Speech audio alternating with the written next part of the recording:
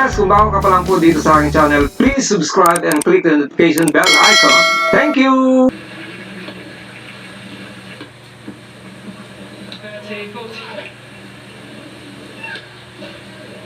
Game now.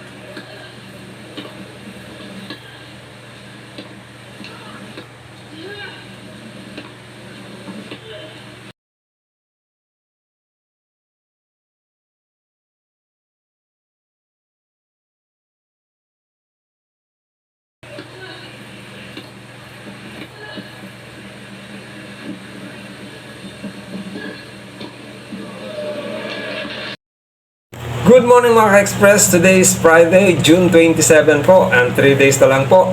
At magpapalitan naman ng buwan, and August is coming. And then after August, andyan na po yung Berber months. Siyempre, makakarinig na naman tayo ng mga, alam niyo na, sa Pilipinas ang pinakamaagang nagsiselebrate ng, ng Christmas. Pero bago tayo dyan dumako, talakayin po muna natin ang napakagandang issue. At despite sa mga pangit na nangyayari dito sa ating bansa tungkol sa politika, kalimutan na muna natin ang politika. Dumako tayo ngayon dito sa isang uri ng sport kung saan merong isang professional player na kababayan natin na nagbibigay ng pangalan o gumagawa ng pangalan sa larangan ng tennis. Ang tinutukoy ko po mga ka-Express ay si Alexandra Iyala. Purong dugong Pilipino po si Alex Iyala, at tanging Pilipina o Pinoy na nakapasok ngayon dyan sa WTA at nakapaglaro sa French Open, at sa ngayon meron siyang pagkakataon na makapaglaro sa Wimbledon, nagaganapin po sa darating na July. Pero bago siya makapaglaro doon, balikan natin kung paano siya o kung paano naging ang naging performance niya noong mga nakaraang araw. So dito lumahok si Alex dito sa Lexus Eastbourne Open, kung saan si Alex ay bago siya napunta ng sa main draw, kinakailangan niya munang dumaan sa qualifier. So dito sa qualifier mga ka-Express, dalawa yung nakalaban niya. Sa qualifier, seeded number 8 po si Alex. Actually, ang ranking ngayon ni Alex sa world ranking ng WTA, siya po ay rank 74. Sa rank 74 po.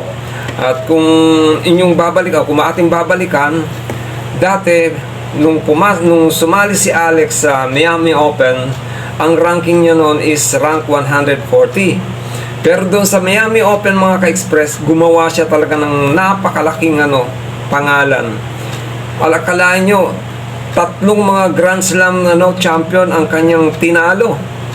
Unang-una, si Ostapenko. Pangalawa, si Madison Key. Tapos, pangatlo, ito ang pinakamatindi, yung second seeded na sa WTA, si Iga Swiatek, na tinalo niya lahat po yun, yung tatlong Grand Slam champion po na yan, tinalo niya po yan in 2 straight set. Yan, dalawang sets lang in straight set. Yan, tinalo niya po yung mga yan. And then sa semifinal nakaharap niya po si Pegula. Although naging mahigpit yung laban, pero nanaig pa rin yung pagiging veterana ni Pegula, at nagtapos sa 3 sets yung laban in favor of Pegula. Pero mag-focus tayo ngayon dito sa Lexus Eastbourne Open, kung saan sa lahat ng laban ni Alex Iyala, hindi pa siya natatalo simula doon sa qualifier hanggang mapunta siya sa main draw. Una niyang nakalaban mga ka-Express noong June 21 si Somnes. Tinalo niya si Somnes in straight set, 6-1 at 6-3.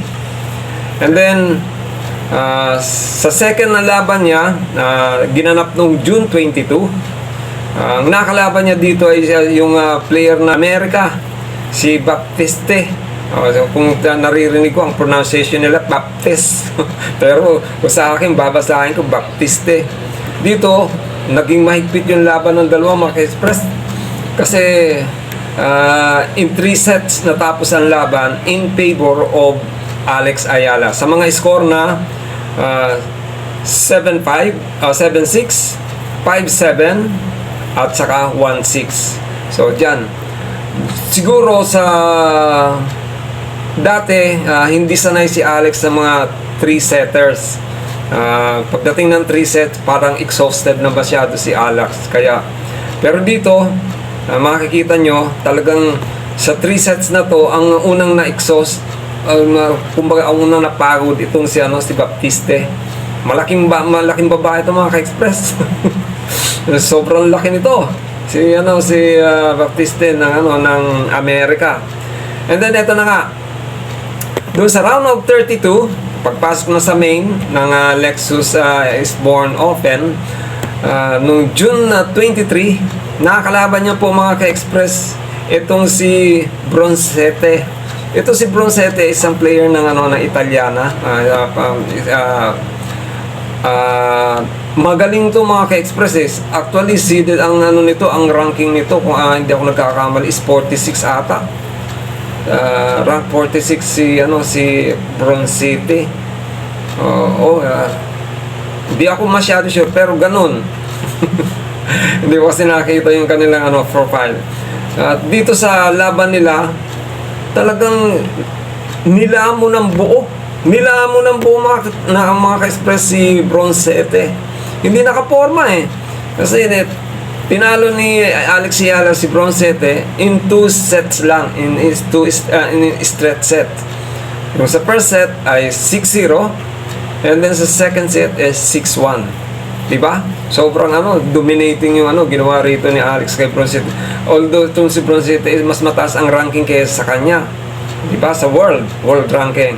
And then, eto na nga, nung June 25, nakalaban niya rito, yung nakalaban niya rin doon sa Miami Open. Yung tinalo niya sa Miami Open, isang Grand Slam champion din na si Ostapenko. Ito si Ostapenko, nung naglaban sila, ang ranking nito is rank 25. Pero ngayon, dahil nagbabago kasi yung ranking niyan, mga ka-express Yung ranking ngayon dito ni Ostapenko, nung naglaban sila ni Alex, rank si Ostapenko rito, rank 20. Pero dito sa Eastbourne ay rank 3 siya. Seeded number 3 siya, si Ostapenko. So, naglaban silang dalawa. Sa una, talagang nagpakita ng gila si Ostapenko. Akala ko talaga nung napapanood ko yung laban nila, sabi ko, nako, wala atang hindi ata okay yung laro ngayon ni Alex. Kasi sa first set, mga ka-express, bali 0-6 mga ka-express. 0 si Alex, 6 points si Ostapenko. Pero pagdating ng second set, doon na rumimati si Alex, mga ka-express. At nagtapos yung second set sa score na 6-2 in favor of Alex Ayala. And then, nung nagsimula na yung third set, una kaagad na nakapuntos ng ng 2.20 kaagad yun si Alex. Then sumagot din si Ostapenko, naging 2-1. And then nakuha ulit ni Alex yung pangalawang point, naging 3-1. Pero nakagawa ulit ng point si Ostapenko, naging 3-2. And from there on, nung magsisimula na yung another point ulit, yung set para matapos yung isang third set, hindi na nakapaglaro si Ostapenko kasi masakit na raw, nagkaroon daw ng injury. Hindi ko alam kung sa knee or sa tuhod niya or sa paa niya. Basta parang namimilay-milay si Ostapenko. And then natapos yung laro dahil na true retirement ni Ostapenko. Nag-walk over. Nanalo si Alex Ayala, true walk over ni Ostapenko. Siyempre hindi masyado okay yung kay Alex kasi mas gusto niya manalo siya talaga sa pamamagitan ng fair fight. Kanya nga lang, di mo naman mapipilit yung tao kung talaga ayaw nang maglaro, di ba? Kasi masakit yung niya, paa niya o yung binti niya. So yun, nanalo si Alex through walkover. And then pagdating ng kahapon, that's June 26. June 26 kahapon po. Kagabi. Actually kagabi. Naglaban sila ng Ukrainian na si Yastremska. Yastremska. Yun po. Yung pangalan ng Ukrainian.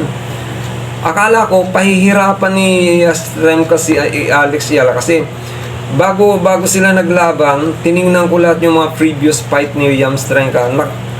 Nakipaglaban to kay yung American tennister din sa finals. Sila naglaban sa finals pero natalo dun si Yastremska. So iniisip ko mahirapan dito ng todo si Alex kasi mabigat yung service nito Kanya nga lang nung nagharap na sila kagabi mga ka-express, biglang kinain ng buo ni Alex si Yastremska mga ka-express. Isipin mo sa first set, ang score is 6-1 in favor of Alex. Then pagdating sa second set, panalo ulit si Alex 6-2. Pero malaking factor kasi mga ka-express yung sobrang lakas ng hangin. Nakikita ko, tinitigil nga minsan nila yung pag serve nila kasi nga malakas yung hangin. So, yun po. Dito sa Lexus Eastbourne Open, nanalo na siya ng 5 straight wins simula doon sa qualifier, 2 qualifier, and then dito sa round of 32, round of 16, and then nga kagabi nga yung quarterfinals against Yastremska, panalo ulit si Alex. So ito ngayon, maghaharap sila ngayon dito. Ang makakalaban ni Alex ay isang Russian player na si Barbara Gracheva. Kung natatandaan ko, itong si Barbara Gracheva, naglaban na silang dalawa ni Alex tinignan ko yung kanilang previous fight to 2023. Naglaban na itong dalawa na to at nanalo si Alex dito in 3 sets. Nanalo si Alex. So kung pagbabasehan natin yung kanilang previous fight, medyo lamang si Alex kumbaga sa pustahan, lyamado si Alex. Pero anyway, sana nga magtuloy-tuloy yung panalo ni Alex at manalo siya mamaya. Ang oras po ng laban nila mamaya dito sa Pinas time is alas 6 ng gabi. So kung meron kayong time, panoorin natin. Although kahit yung iba kasi hindi ng live, na hindi feature ng live, pero may mga ibang mga YouTuber na nakakakuha ng live feed o live game nila. Yung iba kasi karamihan live score lang. Pero bigyan natin ng suporta mga ka-express si Alex kasi maganda malaking bagay to para sa ating mga Pilipino. Dahil ang dinadala niya rito ay ang bandera ng Pilipinas. Kasi tingnan nyo sa tennis tournament, ang unang makikita nyo, yung mga bandera, yung mga flag ng mga player na nire-represent nila. So, ang nire-represent po ni Alex dito ay yung flag ng Pilipinas. Kaya dapat lamang na supportan po natin. At malaking bagay din yung prayer. Pero, ang napupuna ko lang mga ka-express eto, simula doon sa Miami Open, yung uniform niyang maroon, mula nang ginamit niya yung kulay na maroon dito sa Lexus Eastbourne Open, hindi talaga siya natatalo. Either yung jersey niya ay maroon or yung pang sport shirt niya na pantaas ay maroon, nanalo talaga siya mga ka-express. Ewan ko, parang lucky charm niya yung kulay na na maroon. Sana ganun nga po mga ka-express. Hindi, siyempre meron tayong mga tinatawag na pahiyang. Hiyang na hiyang siya doon sa kulay na maroon. So, pero ganun pa man, dapat pa rin nating supportan through prayers si Alex na sana mapagtagumbayan niya yung laro niya mamaya sa semifinal, and then hopefully makarating siya ng finals, and sana mag-grab niya yung first ever title niya dito sa professional career niya sa tennis. So that's it mga ka-express. Shoutout po muli sa inyong lahat, and thank you po sa patuloy na suporta at panunood dito sa aking channel. Sa lahat po ng mga silent viewers, silent supporter, thank you po sa inyong lahat. And kung hindi ka pa po nakapag-subscribe, please do subscribe, and pakishare na rin po ng videos, and pakilike na rin. Maraming salamat, God bless you, and Diyos mabalos. Salamat po, thank you, bye bye.